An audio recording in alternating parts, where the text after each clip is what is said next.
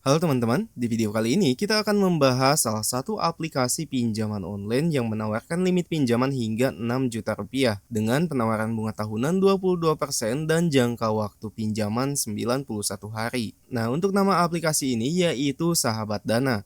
Aplikasi ini bisa kalian temukan di Google Play Store, teman-teman. Dan di video kali ini, selain kita akan membahas apakah aplikasinya aman atau tidak untuk digunakan, di sini saya juga akan memberikan tutorial bagaimana cara mengajukan pinjaman di aplikasi ini, teman-teman. Oke, kita lanjut.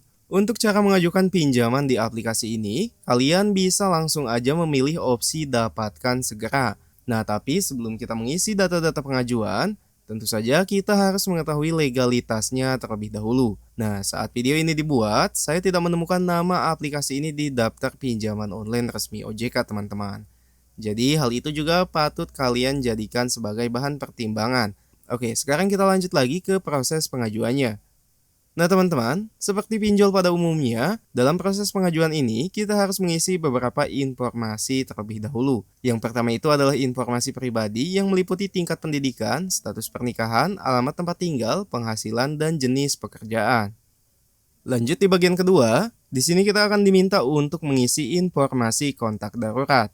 Nah, kontak yang mereka minta itu hanya 2 kontak, teman-teman. Dan kontak ini bisa kalian inputkan manual ataupun memilih langsung dari daftar kontak yang ada di handphone. Lanjut di bagian yang ketiga, kita akan diminta untuk mengisi informasi rekening bank. Nah, pastikan untuk pengisian rekening bank ini menggunakan rekening bank yang bisa digunakan, teman-teman. Karena nantinya dana pinjaman itu akan masuk ke rekening bank yang kita isi di sini. Tapi sayangnya untuk pengisian rekening ini, kita tidak bisa menggunakan e-wallet seperti Dana, ShopeePay, ataupun yang lainnya. Nah, lanjut lagi di bagian yang terakhir. Di sini kita akan diminta untuk mengupload dokumen KTP tampak bagian depan.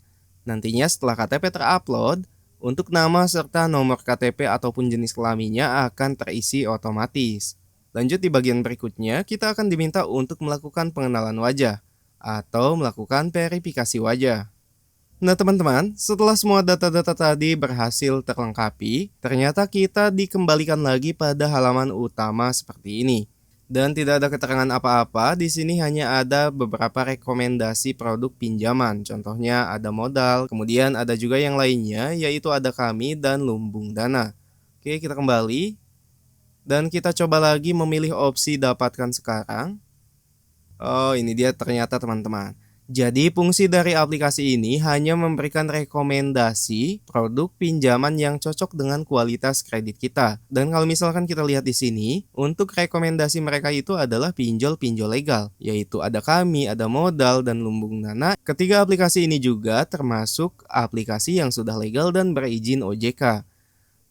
Dan kesimpulannya, aplikasi ini tidak memberikan pinjaman secara langsung, melainkan hanya memberikan rekomendasi pinjaman. Nah, hal ini sangat bahaya juga teman-teman, karena data-data kita juga sudah masuk tadi di aplikasi ini. Dan kalau misalkan kita ingin menggunakan rekomendasi pinjol yang ada di sini, ya lebih baik kita langsung aja download aplikasinya di Play Store karena keamanannya lebih terjamin. Daripada kita harus melalui perantara lagi seperti ini, yang keamanan datanya belum tentu terjamin. Oke, mudah-mudahan informasi dalam video ini bisa bermanfaat. Saya akhiri, terima kasih sudah menonton dan sampai jumpa di konten berikutnya.